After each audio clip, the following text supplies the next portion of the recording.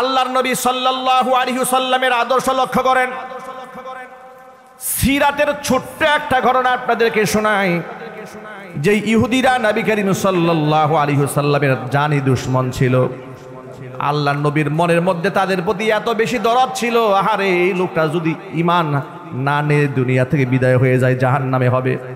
এই জন্য নবীজি সাল্লাল্লাহু আলাইহি সাল্লাম উম্মার ব্যথায় ব্যথিত হয়ে সব সময় চাইতেন সে যেন কালিমা নিয়ে দুনিয়া থেকে বিদায় হয়ে যায়।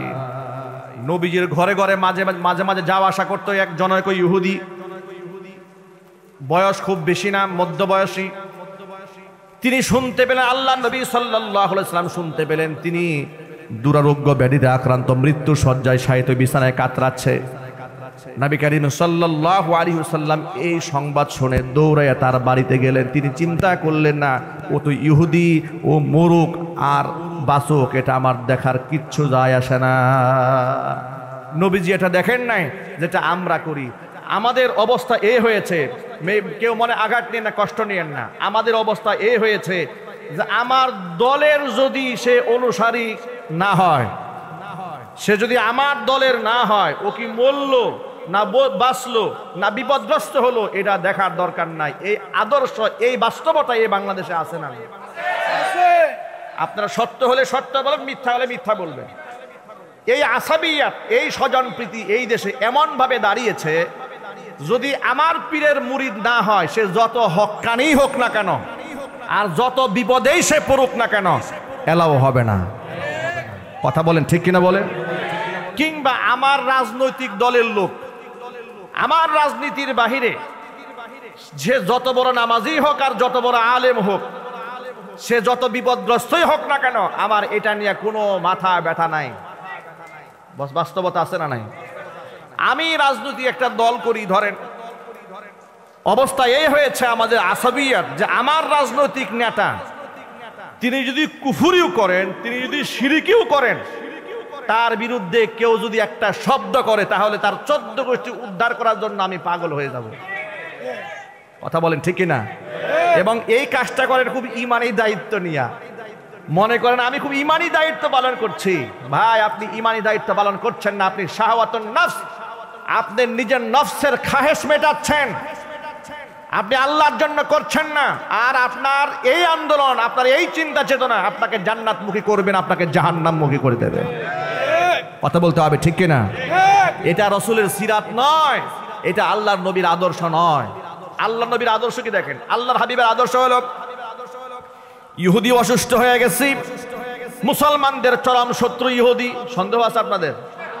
কুরআন বলে দিয়েছে, লাতাজিদান্না আশাদ্দান্নাসি আদাওয়াতাল লিল্লাযীনা আমানুল ইয়াহুদা ওয়াল্লাযীনা আশরাকু। নবীজি ইমানদারদের জন্য সবচেয়ে ভয়ঙ্কর দুশমন পৃথিবীর দুইটা জাতি। একটা জাতির নাম হচ্ছে ইহুদি, আর একটা জাতির নাম হচ্ছে মুশরিক, যারা আল্লাহর সাথে শরীক স্থাপন করে, মূর্তি পূজারি কিংবা অন্যান্য পূজার মাধ্যমে, দেবদেবীর পূজার মাধ্যমে যারা আল্লাহর সাথে শরীক স্থাপন করে, ওই সমস্ত ব্যক্তিরা কোনোদিন মুসলমানদের আপন হতে পারে না। এটা আমার কথা নয়, এই বক্তব্য স্বয়ং আল্লাহ রাব্বুল আমিন দান করেছেন। সুতরাং ভালো করে মনে রাখবেন, কোনো মুশরিক যদি আপনার প্রেমে হাবুডুবু খায় কিংবা আপনার প্রশংসা করে, আল্লাহর কসম করে বলি, ওর প্রশংসার মধ্যেও ভেজাল আছে। ঠিক কিনা বলেন? আল্লাহর নবী সাল্লাল্লাহু আলাইহি ওয়াসাল্লাম জানতেন ইহুদি আমার দুশমন, এরপরেও সে দুরারোগ্য ব্যাধিতে আক্রান্ত হয়ে মৃত্যুপথের যাত্রী। নবীজি ঘরে বসে থাকেন নাই, দৌড়ায় তার বাড়িতে গেছেন, তার পাশে গিয়া বসেছেন। পাশে গিয়া তাকে বলছেন, আল্লাহর বান্দা, দুনিয়া থেকে তুমি তো বিদায় হয়ে যাবা, বিদায় হওয়ার আগে একবার তুমি কালেমা পড়ে বিদায় হয়ে যাও। তুমি একটা বার যদি কালেমা পড়ে বিদায় হয়ে যাও, তুমি জাহান্নাম থেকে মুক্তি লাভ করবে। তখন ওই মুমূর্ষ অবস্থায় তিনি ভালো করে কথা বলতে পারতেছিলেন না, আওয়াজ করে, অস্ফুট আওয়াজে ইশারায় ওই ইহুদি তার বাবাকে ইঙ্গিত করলো, আব্বা, ও আব্বা যান, আল্লাহ নবী মুহাম্মদ সাল্লাল্লাহু আলাইহি সাল্লাম আমাকে যে দাওয়াত দিয়েছেন, আমি কি সেই দাওয়াতটা গ্রহণ করব নাকি? তখন তিনি বললেন, আতিয়া আবাল কাসেম, তুমি কাসেমের পিতার আনুগত্য করো, তার কথা মান্য করে নাও। সাথে সাথে ইহুদি পড়ে নিয়েছে, আশহাদু আল্লা ইলাহা ইল্লাল্লাহু ওয়াহদাহু লা শারীকা লাহু ওয়া আশহাদু আন্না মুহাম্মাদান আবদুহু ওয়া রাসূলুহু। এই কালিমা পরে শাহাদা দিয়া সাথে সাথে দুনিয়া থেকে বিদায় হয়ে গেলেন। আল্লাহর নবী হাস্যোজ্জ্বল চেহারা নিয়ে ইহুদির ঘর থেকে বের হইয়া বললেন, সমস্ত প্রশংসা ওই আল্লাহ রব্বুল আলামিনের, যিনি তার জাহান্নামমুখী বান্দাকে জান্নাতমুখী বানিয়ে দিয়েছেন। আমার প্রিয় ভাইয়েরা, আল্লাহর নবী সাল্লাল্লাহু আলাইহি সাল্লামের চরিত্র নিয়ে গোটা পৃথিবীর কেউ প্রশ্ন তুলতে পারে না। পৃথিবীর যেই সমস্ত ব্যক্তিরা আল্লাহ নবীর সিরাত নিয়ে গবেষণা করেছে, সকলে নবী সাল্লাল্লাহু আলাইহি সাল্লামের প্রেমাসক্ত হয়ে কালিমা পড়ে মুসলমান হয়ে গেছে। মাইকেল এইচ হার্ট দ্য 100 নামক একটা বই লিখেছে, পৃথিবীর সেরা 100 মনীষী। কতজন? পৃথিবীর সেরা 100 মনীষী। মাইকেল এইচ হার্ট মুসলমান ছিলেন না, তিনি খ্রিস্টান ধর্মাবলম্বী। ওই বইয়ের মধ্যে তার নবী ঈসা আলাইহিস সালাতু ওয়াস সালামের নাম লিখেছে 6 নম্বরে, আর মুহাম্মদ সাল্লাল্লাহু আলাইহি সাল্লামের নাম লিখেছে 1 নম্বরে। আল্লাহু আকবার বলেন। খ্রিস্টানেরা আল্লাহর নবীর চরিত্র মাধুরিমা বুঝতে পেরে আল্লাহর নবীকে সবার আগে স্থান দিয়েছে। আফসোস, কলিজা ভরা আফসোস, এই দেশের তথাকথিত সুশীল, তথাকথিত বিজ্ঞানের ছাত্র নাস্তিক বেঈমানেরা আল্লাহর নবী সাল্লাল্লাহু আলাইহি সাল্লামকে গালমন্দ করে, বাজে ভাষায় কথা বলে, হুজুরের বিবাহ নিয়ে প্রশ্ন তোলে। এমন কুলাঙ্গার মুসলমানের ঘরে জন্ম নিয়েছে বাংলার জমিনে, আছে না নাই? আসাদ নূরের মতো ব্যক্তি মুসলমানের ঘরে জন্ম নিয়েছে, কথা বলেন। রাজীবের মতো কুলাঙ্গার বাংলাদেশে মুসলমানের ঘরে জন্ম নিয়েছে। মহিউদ্দিন আসিফ এমন কুলাঙ্গার বাংলাদেশের মুসলমানের ঘরে জন্ম নিয়েছে। কবি শামসুর রহমানের মতবাদ নাস্তিক, বাংলাদেশের মুসলমানের ঘরে তার জন্ম হয়েছে। আমি আপনাদেরকে বড় আফসোস নিয়ে একটা কথা বলি, গোটা পৃথিবীর সমস্ত অমুসলিম মিলেও নবীজিকে এত আঘাত করে নাই আর গালি দেয় নাই, যত বেশি গালি দিয়েছে মুসলমানের ঘরে জন্ম নেওয়া কাফেরদের দালালেরা। দুনিয়ার ইহুদি খ্রিস্টানরা মুসলমানদের কলিজায় এত চিরতে পারে নাই, মুনাফিকরা যত মুসলমানদের কলিজা চিরে দিয়েছে। আমি আমার সকল ভাইদেরকে বলি, ধৈর্য সহকারে বৃষ্টির মধ্যে কথাগুলো শোনার জন্য আল্লাহর কাছে শুকরিয়া আদায় করেন। অন্ততপক্ষে আজকের মাহফিল থেকে এই সবকটা নিয়ে যেতে হবে। আমার মনের মধ্যে কোনো হিংসা, কোনো আসাবিয়াত থাকতে পারে না, কারণ মুসলমানের অন্তরাত্মা হবে পবিত্র। কে আমার দলের, কে আমার পীরের মুরিদ, কে আমার রাজনীতির দলের ব্যক্তি, কে আমার রাজনীতির বাহিরে, ওই চিন্তা না করে দেখতে হবে হকের ব্যানারে ইসলামের পথে রাখার জন্য, থাকার জন্য আমার আন্দোলন। একজন মুসলমানের প্রতি এতটুকুন দরদ মোহাব্বত রাখতে হবে। কোরআন বলে দিয়েছে, ইন্নামাল মুমিনুনা ইখওয়া, নিশ্চয়ই মুমিনরা একে অপরের ভাই। ফাসলিহু বাইনা আখাওয়াইকুম, যদি মুসলমানদের মধ্যে কোনো ব্যাপারে দ্বিমত দেখা যায়, বিচ্ছিন্নতা দেখা যায়, তাহলে তোমরা বিচ্ছিন্নতার মধ্যে, আগুনের মধ্যে ঘি এবং পেট্রোল ঢেলে দিয়া আগুনকে উত্তপ্ত করে দিও না। ফাসলিহু বাইনা আখাওয়াইকুম, উভয়ের মধ্যে সংশোধনমূলক কথা বলে এটা জোড়া লাগাইয়া দাও। সিরাতুন নবী সাল্লাল্লাহু আলাইহি ওয়াসাল্লাম, সিরাত মানে হচ্ছে নবী করিম সাল্লাল্লাহু আলাইহি ওয়াসাল্লামের জীবন চরিত্র। আল্লাহর হাবিব সাল্লাল্লাহু আলাইহি ওয়াসাল্লাম কেমন জীবন যাপন করেছেন, তার লাইফ স্টাইলটা কেমন ছিল, তার দর্শন কি ছিল, তার শিক্ষা কি ছিল, তার আদর্শ কি ছিল। দেখুন, পৃথিবীতে যত আম্বিয়া আলাইহিমুস সালাতু ওয়াস সালাম দুনিয়াতে এসেছিলেন, আল্লাহ পাক কোনো নবীকে গোটা জাতির জন্য নবী হিসেবে পাঠাননি। একমাত্র একজন নবীকে আল্লাহ রাব্বুল আলামিন গোটা জাতির জন্য নবী হিসেবে পাঠিয়েছেন, তিনি হচ্ছেন নবিয়ুনা মুহাম্মদুর রাসূলুল্লাহ সাল্লাল্লাহু আলাইহি ওয়াসাল্লাম। আল্লাহর নবী সাল্লাল্লাহু আলাইহি ওয়াসাল্লামের মাত্র 23 বছরের নবুয়তের জীবনের ব্যাখ্যা বিশ্লেষণ লিখতে লিখতে ঐতিহাসিক এবং মুআররিখগণ সিরাতের কিতাবের হাজার হাজার পৃষ্ঠা, লক্ষ লক্ষ অক্ষর ভরে ফেলেছে। নবী করিম সাল্লাল্লাহু আলাইহি ওয়াসাল্লামের জীবন চরিত্র লিখে তারা শেষ করতে পারেন নাই। আল্লাহু আকবার বলেন। কারণ হচ্ছে এই, আয়েশা রাদিয়াল্লাহু তাআলা আনহার ভাষ্য অনুযায়ী খুলুকুহু আল কোরআন, কোরআন যেমন শুরু আছে, বাহ্যিক দৃষ্টিতে শেষ আছে, এর ব্যাখ্যার যেমন শেষ নাই, নবুয়তের মাত্র 23 বছর জীবনে আল্লাহ পাক গোটা উম্মাকে, গোটা জাতিকে এত সুন্দর জীবন দর্শন উপহার দিয়েছেন। এর এক একটা জীবনের পাঠ নিয়ে, অধ্যায় নিয়ে গবেষণা করতে করতে মানুষ জীবন শেষ করে দিচ্ছে, কিন্তু নবী করিম সাল্লাল্লাহু আলাইহি সাল্লামের গোটা জীবনের সমস্ত দিক গবেষণা করে মানুষ শেষ করতে পারছে না। আল্লাহু আকবার বলেন। আমি আজকের এই বৃষ্টি স্নাত অবস্থায় ছোট্ট একটা শিক্ষা আলোচনা করব বর্তমান প্রেক্ষাপটকে কেন্দ্র করে। আমরা এমন একটা ধর্ম পেয়েছি, আমাদের ধর্মের শিক্ষক হচ্ছেন হযরত উলামায়ে কেরাম, ঠিক কিনা বলেন? আমাদের ধর্মের শিক্ষক কারা? উলামায়ে কেরাম হচ্ছেন তারা শিক্ষক, ওয়ারাসাতুল আম্বিয়া, নবীগণের ওয়ারিস। তাদের কাছ থেকে উম্মাহ কোরআন সুন্নাহর আদর্শ গ্রহণ করে। নবী করিম সাল্লাল্লাহু আলাইহি ওয়াসাল্লামকে পৃথিবীর শ্রেষ্ঠ চরিত্রের আধার বলা হয়, যার চরিত্রের ব্যাপারে আল্লাহ কোরআনে প্রশংসা করেছেন, কসম করেছেন, ওয়া ইন্নাকা লাআলা খুলুকিন আযীম। হে নবী, আপনি ছোটখাটো চরিত্রের অধিকারী নন, আপনি মহান চরিত্রের অধিকারী। এতটা মহান চরিত্রের অধিকারী আল্লাহর নবী ছিলেন, তিনি জানতে পেরেছিলেন ইহুদিরা তাকে খাদ্যে বিষ মিশিয়ে হত্যা করতে চেয়েছিল। নবী করিম সাল্লাল্লাহু আলাইহি ওয়াসাল্লাম তিনি জেনেছিলেন তাকে জাদু করে 6 মাস পর্যন্ত ইহুদিরা কষ্ট দিয়েছিল।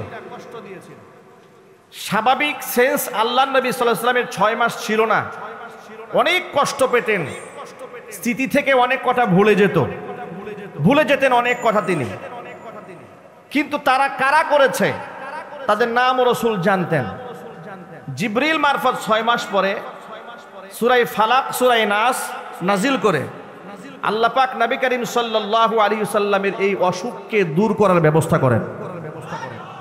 তাকে জানানো হয় কে এই কাজটা করেছে। আল্লাহর নবী সাল্লাল্লাহু আলাইহি ওয়াসাল্লাম তার কাছ থেকে কোনো প্রতিশোধ গ্রহণ করেননি। আমি রাসূলের জীবনের এই ছোট্ট একটা অংশ থেকে আমি আপনাদেরকে এই সবকটা শোনাতে চাই। আল্লাহ পাক যখন মানুষকে ডাকবেন, ইয়া আইয়াতুহান নাফসুল মুতমাইন্না, হে পবিত্র আত্মা, ইয়া আইয়াতুহান নাফসুল মুতমাইন্না, হে পরিতৃপ্ত আত্মা, কলুষিত আত্মা নয়, একেবারে কদর্যপূর্ণ আত্মা নয়, যে আত্মার মধ্যে রিয়া নাই, সুমাত নাই, হিংসা নাই, বিদ্বেষ নাই, অহংবোধ থেকে যারা নিজেদেরকে পরিত্রাণ করেছে, যারা রবের সামনে সেজদা নিয়ে নিজের অহংবোধকে ধ্বংস করেছে, আমিত্বকে মিটিয়ে দিয়েছে, যারা পৃথিবীতে যা করেছে আল্লাহর জন্য করেছে, এমন পবিত্র আত্মাদেরকে ডেকে বলবেন আল্লাহ রাব্বুল আলামিন, ইয়া আইয়াতুহান নাফসুল মুতমাইন্না ইরজিই ইলা রাব্বিকি রাদিয়াতাম মারদিয়া, তুমি তোমার রবের দিকে ফিরে আসো এই অবস্থায় তুমি নিজেও সন্তুষ্ট, তোমার উপরে আল্লাহ পাক সন্তুষ্ট। ফাদখুলি ফি ইবাদি, এরপর তুমি আমার বান্দাদের মধ্যে শামিল হয়ে যাও। ওয়াদখুলি জান্নাতি, এবং জান্নাতের মধ্যে প্রবেশ করো। পরিতৃপ্ত আত্মার মানুষগুলাকে আল্লাহ পাক জান্নাতে ডেকে নেবেন। সকলেই এই কথা খুব ভালো করে মনে রাখেন, বাহ্যিক সুরতের চেয়ে অন্তরাত্মা পরিষ্কার হওয়া আল্লাহর কাছে অনেক মূল্যবান। কারণ হচ্ছে আল্লাহর নবী সাল্লাল্লাহু আলাইহি ওয়াসাল্লাম বলেছেন, ইন্নাল্লাহা লা ইয়ানজুরু ইলা সুওয়ারিকুম, আল্লাহ পাক তোমাদের চেহারার দিকে তাকান না, ওয়ালাকি ইয়ানজুরু ইলা কুলুবিকুম ওয়া আমালিকুম, আল্লাহ পাক দুটো জিনিস দেখেন। একটা হচ্ছে আল্লাহ পাক তোমাদের কলিজা দেখেন, তোমাদের আত্মা দেখেন, আল্লাহ পাক তোমাদের আমল দেখেন। আল্লাহ লেবাস পোশাক দেখেন না। আল্লাহু আকবার বলেন। আল্লাহু আকবার। বাহ্যিক দৃষ্টিতে কে কত বুজুর্গের ভাব ধরতে পেরেছে, কে কতগুলো তাসবির দানা জপেছে, এটা আল্লাহ পাকের কাছে গ্রহণযোগ্য নয়। আল্লাহ পাক দেখেন তার অন্তরের মধ্যে কি আছে। তার কারণ হচ্ছে বাহ্যিক দৃষ্টিতে আমাদের বাংলাদেশ সহ গোটা পৃথিবীতে এমন অনেক ক্ষুধাদ্রোহী আছে, ইসলামের অসংখ্য দুশ্মন আছে, মানুষকে ধোঁকা দিয়ে বোকা বানাবার জন্য অনেক সময় তারা মাথার মধ্যে পট্টি বাঁধেন, মাথার মধ্যে হিজাব পরেন, হাতের মধ্যে তাসবিহ ধারণ করেন। আবার সুযোগ পেলে তারা আলেমদেরকে জেলখানায় বন্দি করে নির্যাতন করেন। সুতরাং বাহ্যিক দৃষ্টিটা এই ক্ষেত্রে খুব বেশি প্রশংসনীয় হওয়ার কোনো কারণ নাই। আবারও এমনও দেখা গেছে একেবারে বিরাট বড় জুব্বা, বিরাট বড় পাগড়ি, বিরাট বড় কুর্তা, দীর্ঘদিন মসজিদে নামাজও পড়িয়েছে, খোঁজখবর নিয়ে দেখা গেল লোকটা মুসলমানই না, একটা খ্রিস্টান। বাহ্যিক দিকটাই মানুষের একমাত্র বিচার বিশ্লেষণ করার বিষয় নয়। বিদেশে যখন আপনি যাবেন, বিশেষ করে হজ এবং উমরার সফরে, সেখানে দেখতে পাবেন যে আফ্রিকা মহাদেশের কিছু মানুষের পোশাক আশাক, সম্পদশালী ব্যক্তি কিন্তু পোশাক আশাক দেখলে আপনার কাছে মনে হবে যে এই মাত্র উনি ভিক্ষা টিক্ষা করে আসছে মনে হয়। পোশাক আশাকের কোনো ধরন নাই, চেহারা সুরতের তেমন একটা আকর্ষণ নাই, কিন্তু এমনই একটি জাতিগোষ্ঠীর ভেতর থেকে হযরত বিলাল হাফসি রাদিয়াল্লাহু তাআলা আনহু ছিলেন। হাফসার একজন গোলাম ছিলেন তিনি। এমন একজন ব্যক্তির সম্মান আল্লাহর কাছে এত বেশি হয়ে গেল, আল্লাহর হাবিব বলেছেন বেলাল যখন আজান দেয় সে আজানের আওয়াজ আর সে মুআল্লায় পৌঁছে যায়। সুবহানাল্লাহ। ভাবা যায় ফজরের নামাজ পড়ে ইমাম সাহেব মুক্তাদির দিকে রুখ করে বসে না, এটা আল্লাহর নবীর সুন্নাহ।